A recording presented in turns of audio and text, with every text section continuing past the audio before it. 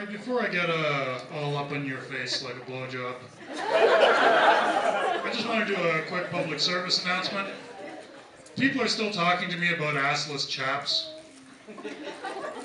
Can we all just settle on the fact that there is no such thing as assless chaps? There's only chaps. It's the asslessness that makes them chaps. If you see a set of chaps with an ass in them, you're looking at pants. Okay? Just want to make sure we're all straight on that. If I could have one superpower, I think it would be to bleed spontaneously. Just in case I ever get fired. You know? I'm not going out like Miss Gibson there, no. They're gonna take me into the room, and it's not just, I don't want to just bleed from my eyes either. Like, they'll take me in, I want to bleed from every pore. Like with really fast, really high pressure, just kind of, and it's like a fog in the room, you know? It kind of hangs there like the mists around Brigadoon.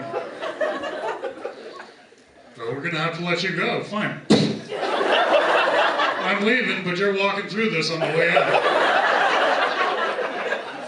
It's the added bonus, too, that if your workplace has a tiled floor, then your shoes are going to be wet from the blood. So, you know, you don't have to draw attention to yourself by slinking out or anything. You can still keep your dignity and have everybody watch when you kind of with your shoes swinging on the tile. So I got a niece who's in French Immersion. Like, that's like totally fascinating to me. I had no idea you could learn an entire language underwater.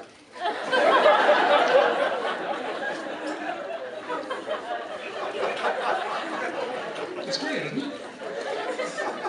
And another thing about suicide bombings. What?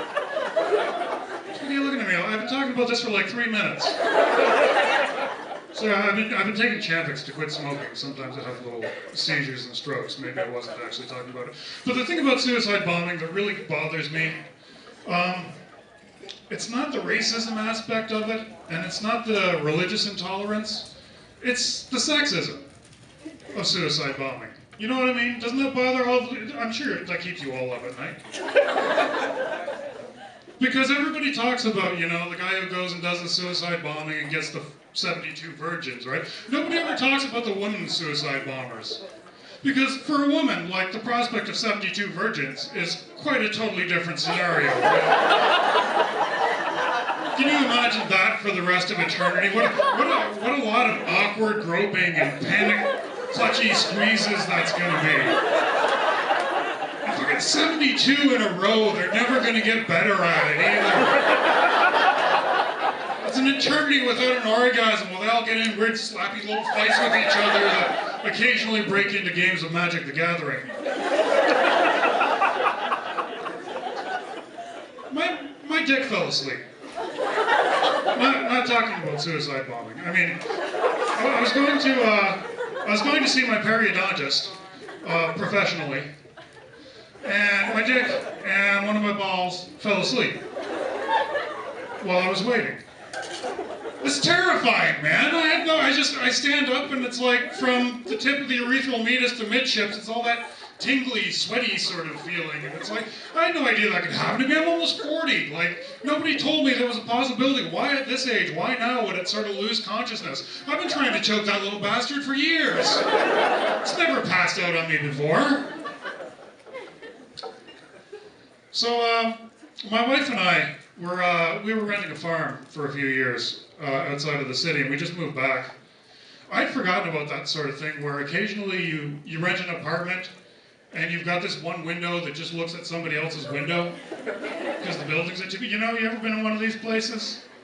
Like, really? I'm paying $1,500 a month for a view of your view of my view? Fuck you!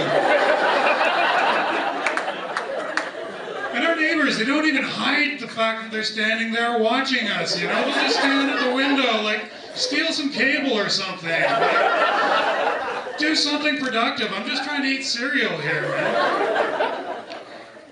So I think I've pretty much got it worked out. What I did is I went out and I bought a doll, like a fairly realistic looking doll of a baby, right? And I drilled a series of small holes in the ass, and I popped the head off. and filled it with bacon bits. Right? I put the head back on, I'm not a sick freak. Then you give it a little shake and the bacon bits come out. So now we have all these dinner parties, and we get to the salad course, and I whip out the baby and hold it over my salad bowl. Shit out of it. All the neighbors are watching. And pass it to the person beside me. No, you got it. And it goes around the table like that until they call the cops. And try and have me arrested for bacon baby syndrome. I think that's pretty much my time. Thank you all very much for being here.